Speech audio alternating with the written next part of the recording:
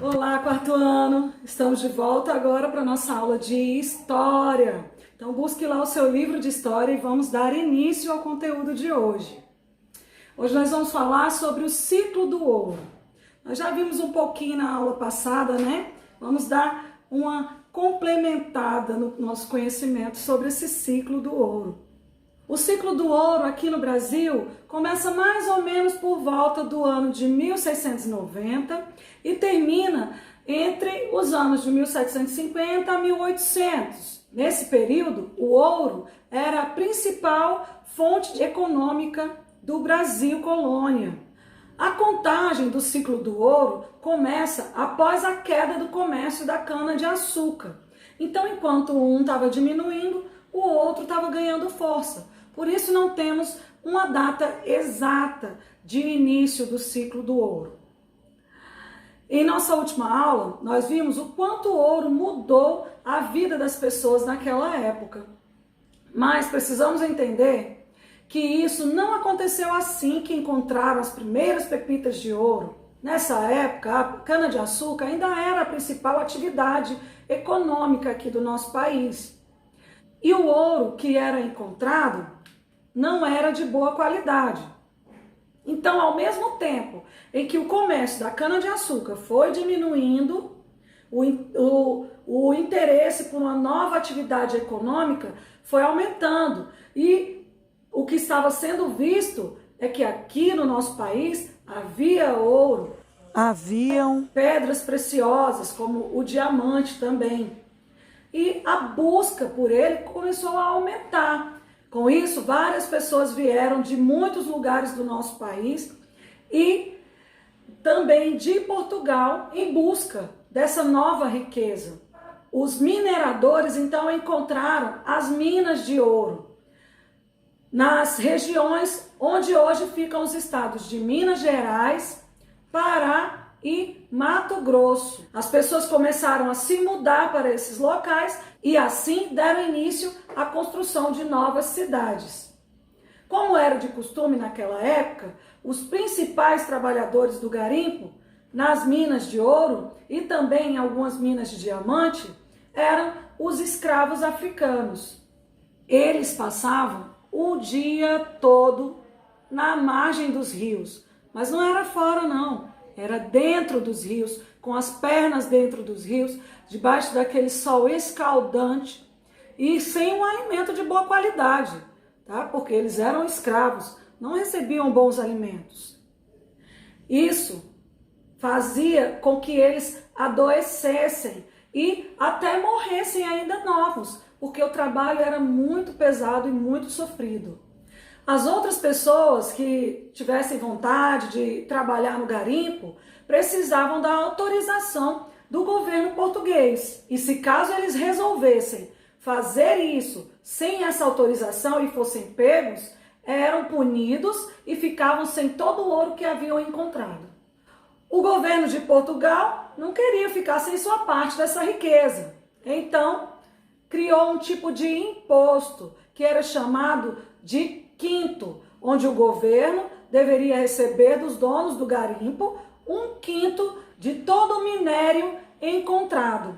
E para garantir que eles iam receber esse dinheiro, eles instalaram até casas de fundição de ouro, para que os mineradores levassem o ouro para ser fundido nessas casas e assim eles já conseguissem automaticamente recolher o quinto, a parte que era o imposto que eles deveriam receber.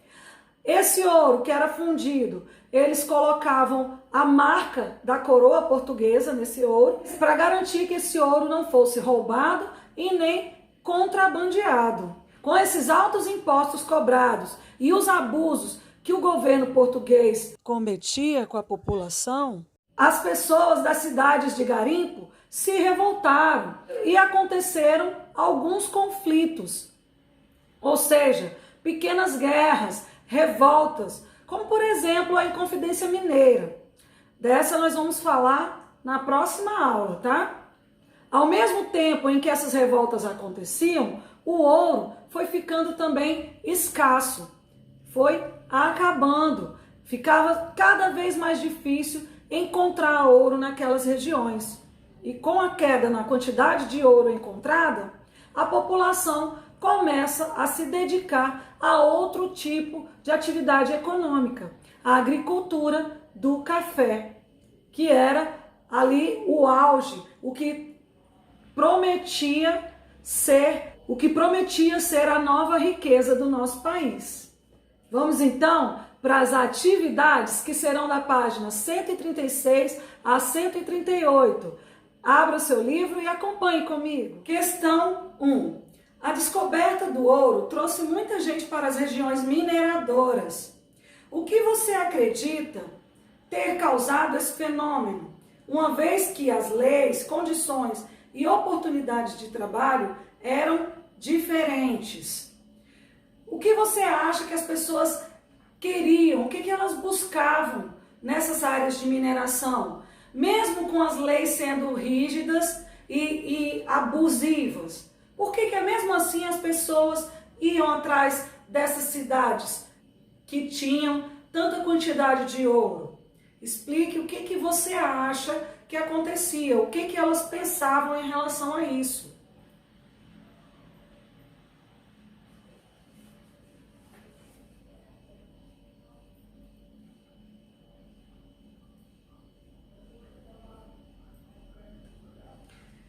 Questão 2. Observe a imagem.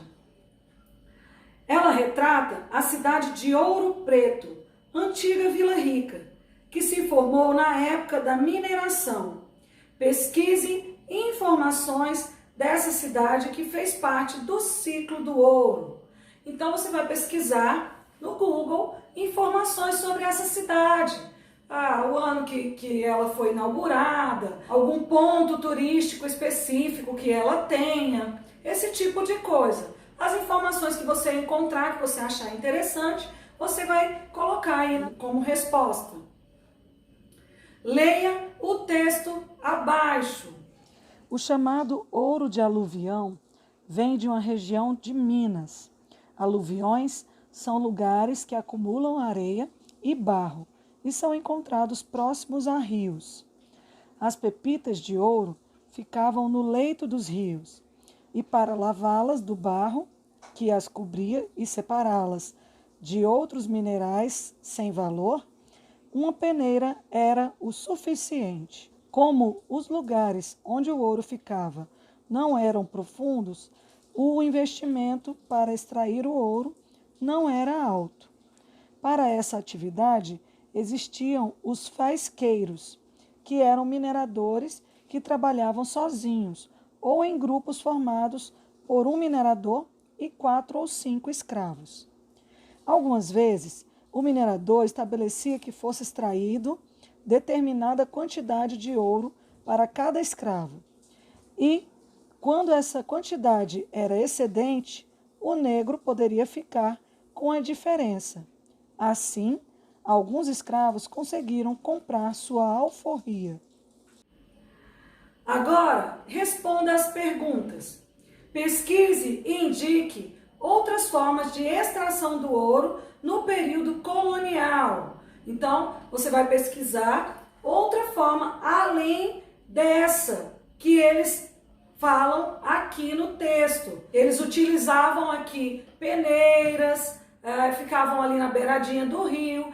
Letra B. Qual é a diferença entre o método colonial e o método atual de extrair metal e pedras preciosas? Então, se você pesquisou uma maneira diferente, essa maneira que você encontrou, ela é mais atual. Qual a diferença entre esse método antigo que está aqui no nosso texto e o método atual, que é utilizado hoje em dia? Questão 4. Houve um garimpo no Pará que ficou bastante conhecido em todo o mundo. Serra Pelada. Pesquise em jornais e revistas ou na internet mais informações sobre esse garimpo e leia para seus colegas de classe. Então, essa vai ser sua atividade extra de história, hein? Anote a resposta à pesquisa sobre Serra Pelada em seu caderno. Tire uma foto e envie no grupo, para que seus colegas saibam o que você encontrou em relação a esse lugar. Questão 5. Os africanos escravos constituíam a principal mão de obra das minas de ouro e de diamantes. Escreva como eram suas condições de trabalho. Então você vai dizer como era que eles trabalhavam. Se eles tinham auxílio, apoio de alguém, ou se eles eram deixados lá e tinham que se virar para encontrar o ouro, se eles tinham uma boa alimentação, se eles trabalhavam na sombra, se era dentro ou se era fora da água, a forma com que eles trabalhavam, tá? Questão 6. Marque um X nas alternativas corretas. Leia com atenção as alternativas e encontre as corretas. São 3 alternativas corretas. Então preste bastante atenção na sua leitura, hein? Meus amores, encerramos por aqui a aula de história. Mas agora nós vamos falar um pouquinho sobre o Dia dos Pais. No segundo domingo de agosto, comemoramos o Dia dos Pais, mas sabemos que todo dia é Dia dos Pais, ou dos pães, que são mães fazendo também o papel de pai, ou dos avós ou dos tios, aquela pessoa que está ao seu lado, te acolhendo, acompanhando o seu desenvolvimento, incentivando e encorajando em todos os momentos. Às vezes, por medo ou vergonha, deixamos de dizer o que sentimos e isso pode ser ruim. Por isso, é importante que todos os dias você demonstre, fale e assuma que essa pessoa que faz o papel de pai na sua vida é a razão do seu viver. É o grande amor, o seu amigo, confidente, enfim, é tudo para você. Assim como o meu foi e é tudo para mim. Então, hoje, vamos fazer mais uma lembrança para o papai ou para aquela pessoa que faz o papel de pai na sua vida. O nome do nosso cartão será o cartão Like. Você vai precisar ou de uma cartolina inteira ou de 2 folhas de papel criativo, uma de cada cor. Vai precisar também de lápis, cola, tesoura e canetinha. Agora fique atento e siga todas as instruções para a realização do seu cartão Like. Se assim como eu, você decidiu utilizar uma cartolina, a branca seria melhor. Porém, eu só tenho amarela, então vou utilizá-la assim mesmo. Vou transformar no tamanho de uma folha de papel A4.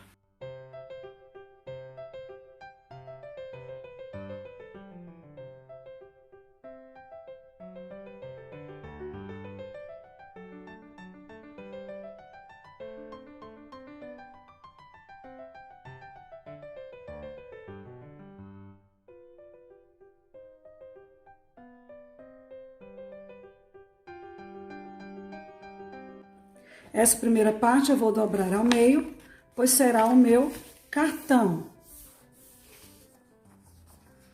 Tá? Essa será a frente do meu cartão. Para o meu cartão ficar ainda mais bonitinho, se você tiver uma tesoura de picote, você pode picotar a pontinha.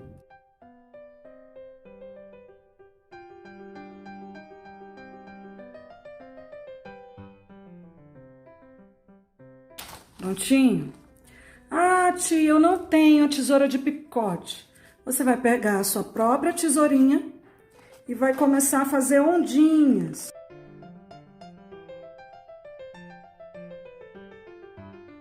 Viu? Que também fica bem bonito o seu cartão.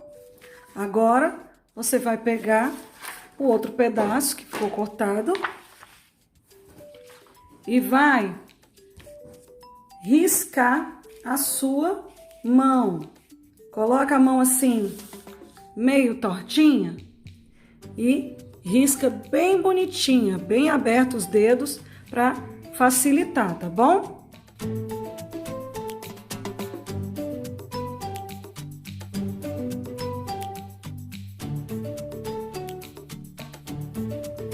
Ah, tia, mas está da mesma cor.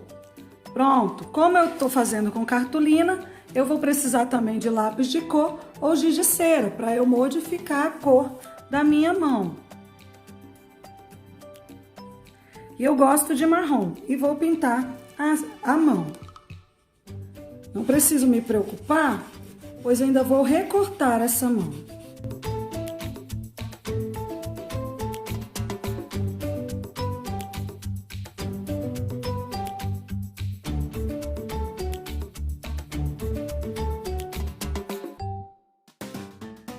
Agora vou recortar a minha mão.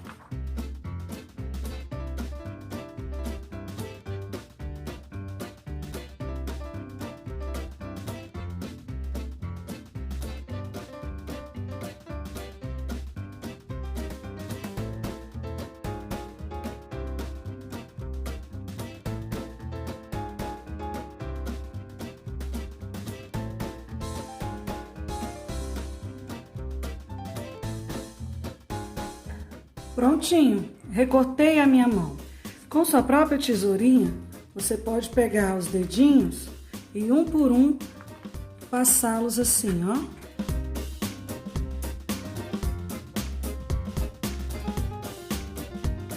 Agora vamos passar a cola.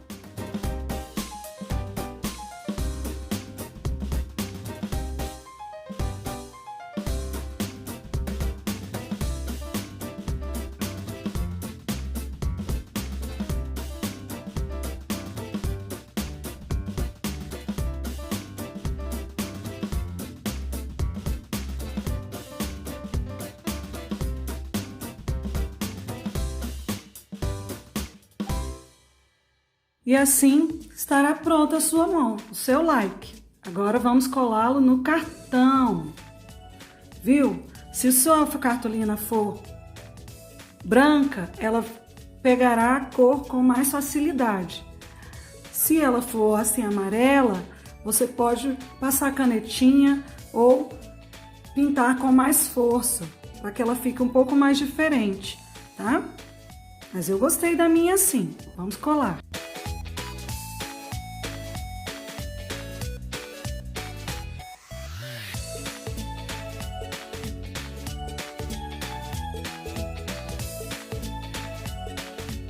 Na hora de colar, não se esqueça de deixar um espaço maior aqui desocupado, tá? Colar ela um pouquinho mais para baixo. E aqui nós vamos escrever. Vou escrever primeiro a lápis, para que eu possa apagar caso eu erre. Em seguida, eu passo passar a canetinha.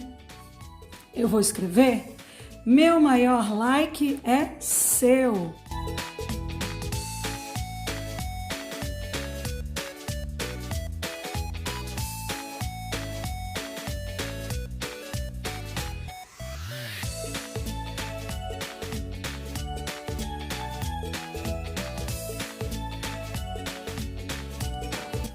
E dentro você vai fazer uma declaração de amor à pessoa para a qual você vai dar esse cartão de Dia dos Pais.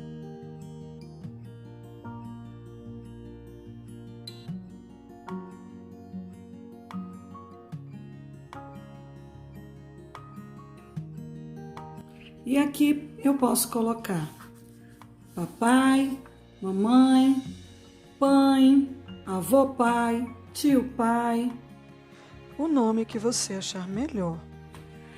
E como atividade de portfólio para o Dia dos Pais, faça outra mãozinha de like, pode até utilizar o restante do papel da cartolina que você usou, monte a sua folha de atividade da forma adequada, com o cabeçalho, a data que está sendo trabalhada e uma borda bem bonita.